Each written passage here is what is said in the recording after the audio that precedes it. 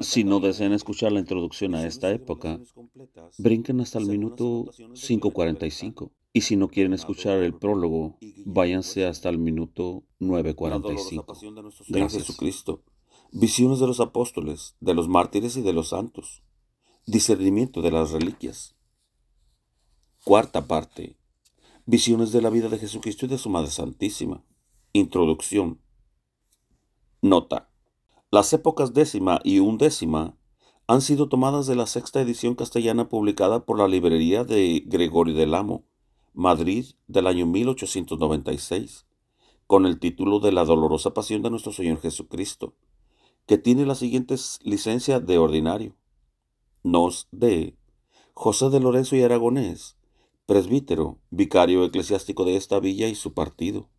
Por la presente, y por lo que a nos toca, concedemos licencia para que pueda imprimirse, publicarse el libro titulado La dolorosa pasión de nuestro Señor Jesucristo, según las meditaciones de Sor Ana Catalina Emery, mediante que de nuestra orden ha sido examinado y no contiene, según la censura, cosa alguna contraria al dogma católico y sana moral.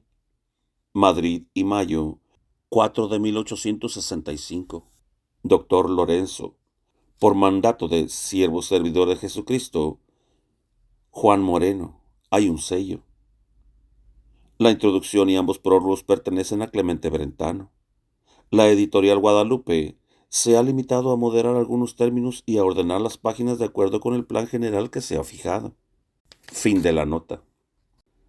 Las meditaciones siguientes ocuparán quizás un lugar honroso entre muchas obras iguales, fruto del amor contemplativo de Jesús, pero no pretenden tener un carácter de verdad histórica, y nosotros debemos declararlo solemnemente. Desean solo unirse a tantas otras representaciones de la pasión, dadas por artistas y escritores piadosos. A lo sumo, se pueden mirar como las piadosas meditaciones de Cuaresma de una religiosa devota, narradas sin arte y escritas con sencillez, según su relación, a la cual ella misma solo dio un valor puramente humano, y que comunicó por obediencia y por orden reiterada de sus respetables directores espirituales. El conde Leopoldo de Stolberg proporcionó al que escribe estas líneas el conocimiento de esta religiosa. El deán Bernardo Oberberg, su director extraordinario, y el obispo Miguel Sassler, que había sido su consejero y su consolador, la han excitado a contar en detalle lo que sentía. Este último señor, que la ha sobrevivido, se interesó vivamente en la redacción y publicación de las notas recogidas a su lado. Estos ilustres difuntos de piadosa memoria estaban de continuo comercio de oraciones con Ana Catalina, a quien amaban y respetaban, a causa de las gracias eminentes que Dios le había concedido. El redactor de este libro ha hallado el mismo estímulo a su trabajo y una simpatía no menos viva hacia el último obispo de Ratisbona, el señor Whitman. Este pastor, tan esclarecido por sus estudios particulares y por su propia experiencia sobre los medios de la gracia en ciertas almas absortas en Jesucristo, tomaba parte la más viva en todo lo concerniente a Ana Catalina. Después, instruido del trabajo que ocupaba al redactor de este libro, lo exhortaba con instancias a darlo público. Dios, le decía con frecuencia, no le ha comunicado en balde esas noticias. Él tiene sus miras en ello. Comuníquenos usted algo que podrá ser provechoso a muchas almas. A estas exhortaciones añadía el ejemplo de muchos escritos de esta especie, cuya utilidad había sido eficaz para él y para otros en el curso de la vida. Se complacía en llamar a estas almas privilegiadas la médula de la Iglesia, según la expresión de San Crisóstomo. Médula en imbuyus mundi sunt hominis sancti. Y él favorecía en cuanto podía la publicación de su vida y de sus escritos. Conducido por un amigo benévolo a la cama de este santo obispo moribundo, el redactor de este libro no podía esperar ser conocido de él, pues sólo había habido entre ellos una conversación de algunos minutos. Sin embargo, le saludó afectuosamente y le exhortó a continuar su trabajo para la gloria de Dios. y le dio su bendición. Animado por autoridades tan respetables, hemos cedido a los ruegos de muchos amigos que temen a Dios, publicando las meditaciones sobre la pasión de una pobre religiosa, a quien Dios había concedido la gracia de ser sencilla e ignorante como un niño, perspicaz, sagaz, llena de luces profundas y de un celo heroico, pero siempre olvidándose de sí misma, fuerte en Jesucristo solo, sumergida en la humildad más perfecta y en la más completa abnegación. Clemente Brentano. Época décima.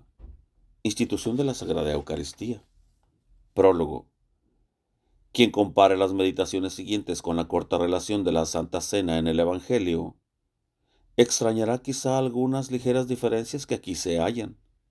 Con este motivo, debemos dar una explicación, aunque este libro no pretende añadir nada a la Sagrada Escritura, tal como ha sido interpretada por la Iglesia. La hermana Emery ha visto en el orden siguiente las circunstancias de la cena. El cordero pascual se mata y se prepara en el cenáculo. El Señor pronuncia un discurso en esta ocasión. Los convidados se ponen los vestidos de viaje, comen de pie y deprisa el cordero y todo lo prescrito por la ley. Presentan 2 veces al Señor una copa de vino. La segunda vez no bebe, pero la distribuye a sus apóstoles diciendo: yo no beberé más de este fruto de la viña, etcétera, etcétera. Se sientan a la mesa. Jesús habla del traidor. Pedro teme ser él. Judas recibe del Señor el pedazo de pan que le designa. Se preparan para el lavatorio de los pies. Pedro no se los deja lavar. Institución de la Eucaristía. Judas comulga y sale de la sala. Consagración de los santos óleos e institución con este motivo. Ordenación de Pedro y de los otros apóstoles. Último discurso del Señor. Protestaciones de Pedro. Fin de la cena. Adoptando este orden, parece, a primera vista, que es ponerse en contradicción con los pasajes de San Mateo 24:29 y de San Marcos 14:25, en donde hay estas palabras: ya no beberé más, etc., que se hallan después de la consagración, pero en San Lucas están antes. Y, por el contrario, las palabras relativas a Judas están aquí, como en San Mateo y en San Marcos, antes de la consagración. En San Lucas están después.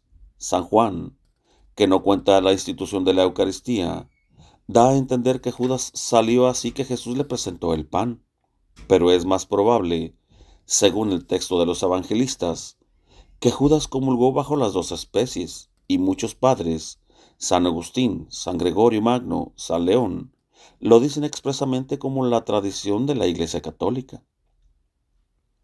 La relación de San Juan, si se tomara a la letra el orden con que los hechos están presentados, lo pondrían en contradicción no solo con San Mateo y San Marcos, sino también consigo mismo, pues resulta del versículo 10, capítulo 13, que también Judas asistió al lavatorio.